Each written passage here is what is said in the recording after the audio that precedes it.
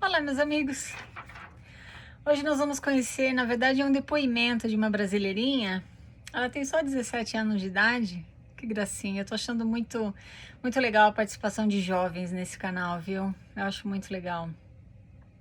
Porque com a simplicidade deles, eles contribuem bastante com com o nosso cenário aqui, né?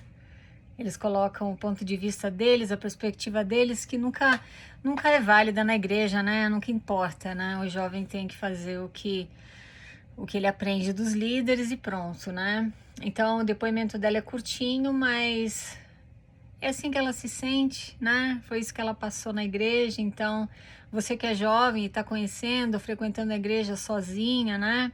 Sem a família, talvez você se identifique com a experiência dela. Ou não, vamos ver, né? Ela fala o seguinte: Olá, Vânia. Conheci as Sisters por meio de uma amiga que já era membro. Ela é minha melhor amiga até hoje.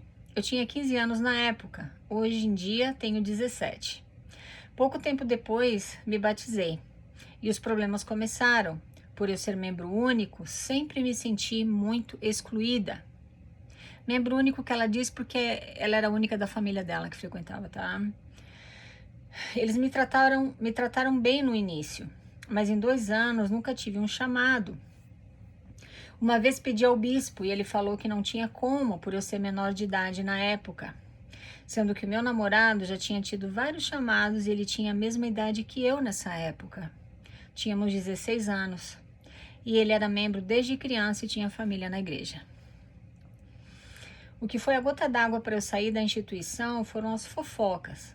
Contaram para a mãe dele coisas pessoais de um relacionamento que tive com um ex meu, que também era membro, e eu me senti completamente invadida. Já não me dava muito bem com algumas pessoas. E depois que ficamos sabendo que tinha gente falando pelas nossas costas, foi o fim. Bom, lembro que nessa época eu fiquei mal pelas panelinhas.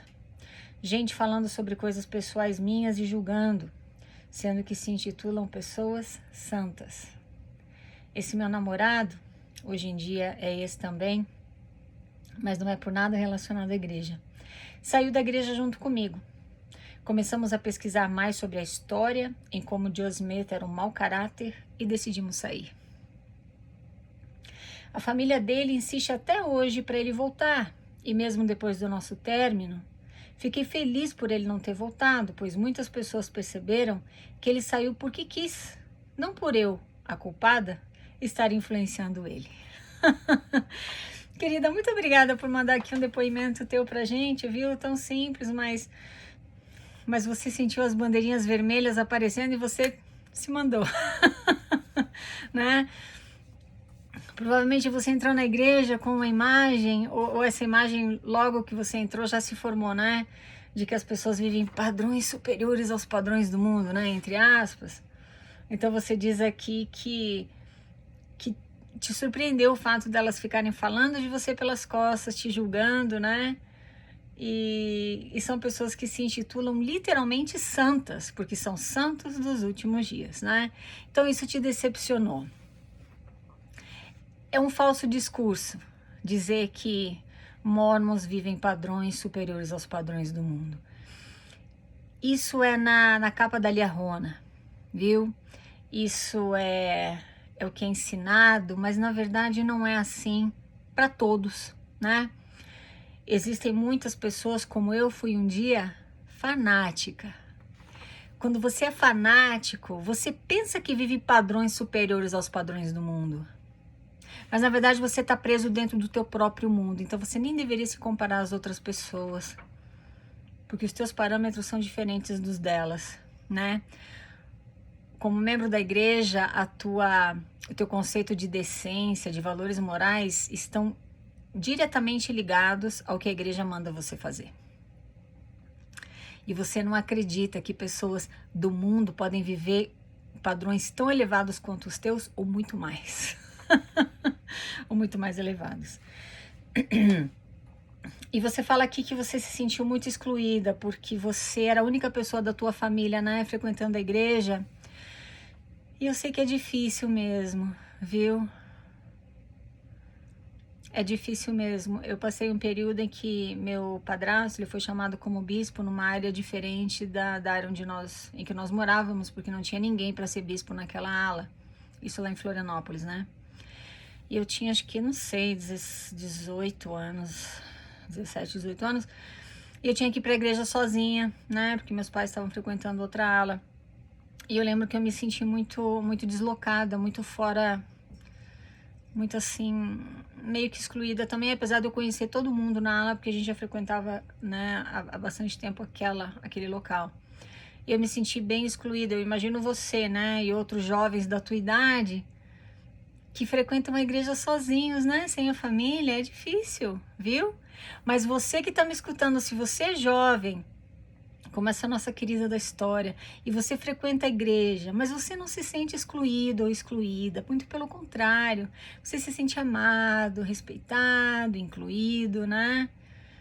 E te faz realmente bem, então você pode ficar lá, né? Você não deveria se preocupar.